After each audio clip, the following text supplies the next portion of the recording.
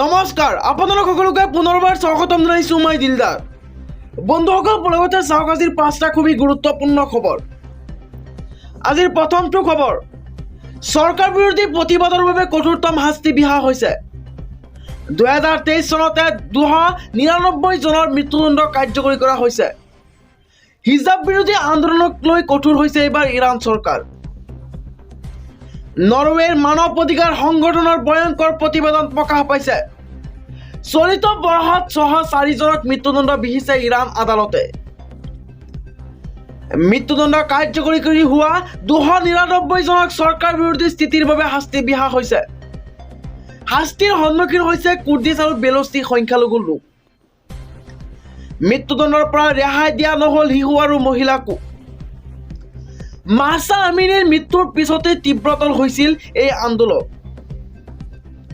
আমিনীৰ ন্যায় বিচাৰ আৰু হিজাব বিৰোধীসকলক লৈ কঠোৰ শাস্তি দিছে ইৰাণ চৰকাৰে শেহতীয়াকৈ ইজৰাইলক সমৰ্থনকাৰীকো শাস্তি বিহাৰ অভিযোগ উত্থাপিত হৈছে বিগত নৱেম্বৰত ৰাষ্ট্ৰসংঘই ইৰাণক দিছিল সকিয়নি আলী খামিনীৰ ইৰাণে বুকক্ষেপ নকৰিলে ৰাষ্ট্ৰসংঘৰ এই সকিয়নি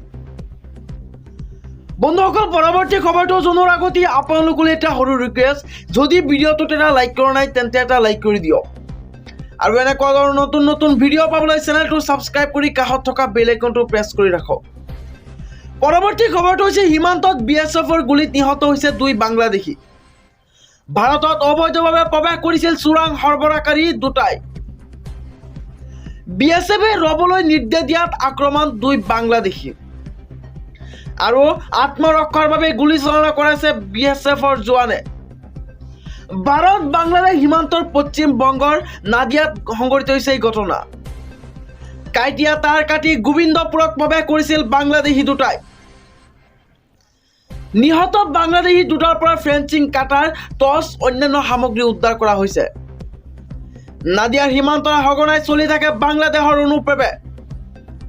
পৰৱৰ্তী খবৰটো হৈছে পাকিস্তানৰ দখলত থকা কাশ্মীৰ শীঘ্ৰেই হ'ব ভাৰতবৰ্ষৰ 2024 নিৰ্বাচনৰ পূৰ্বে ভাৰতৰ দখলৈ আহিব পাক অধিকৃত কাশ্মীৰ যিকোনো মুহূৰ্ততে পাক অধিকৃত কাশ্মীৰক কৰিব ভাৰতৰ তিৰংগা গৃহমন্ত্ৰী অমিত শ্বাহৰ পিছত বৃহৎ ঘোষণা কৰিছে কেন্দ্ৰীয় গৃহ ৰাজ্যমন্ত্ৰী অনুচ্ছেদ 370 বিৰতি লৈ এই দাবী গৃহ ৰাজ্যমন্ত্ৰী নিশ্চিত প্ৰমাণিকৰ দুদিন পূৰ্বে সংসদত পাক অধিকৃত কাশ্মীৰক লৈ অমিত শ্বাহে কৰিছিল ডাঙৰ ঘোষণা পাক অধিকৃত কাশ্মীৰৰ বাবে আসন সংৰক্ষণৰ ঘোষণা কৰিছিল অমিত শ্বাহে অমিত শ্বাহৰ ঘোষণাৰ পিছতে হাহাকাৰ লাগিছিল ভাৰত পাকিস্তান চৰকাৰত দৌৰাদৌৰিকৈ মুজাফ্ফৰবাদত উপস্থিত হৈছিল পাকিস্তানৰ প্ৰধানমন্ত্ৰীগৰাকীয়ে শেহতীয়াকৈ পাকিস্তানৰ দখলত থকা কাশ্মীৰত বাঢ়িছে ভাৰতৰ জনপ্ৰিয়তা ভাৰতত চামিল হ'বলৈ মুকলিকৈ মোদী চৰকাৰক সমৰ্থন কৰিছে জনতাই পৰৱৰ্তী খবৰটো হৈছে ঘৰ ভাঙি দিয়া মুছলমানৰ অভিশাপ লাগিব চৰকাৰৰ গাত হিমন্ত বিশ্ব শৰ্মাই মনত ৰাখক ক্ষমতা চিৰস্থায়ী নহয়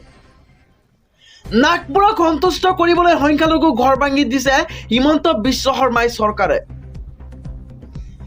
মুছলমান হোৱাটোৱেই তেওঁলোকৰ অপৰাধ নেকি মন্তব্য আমচুৰ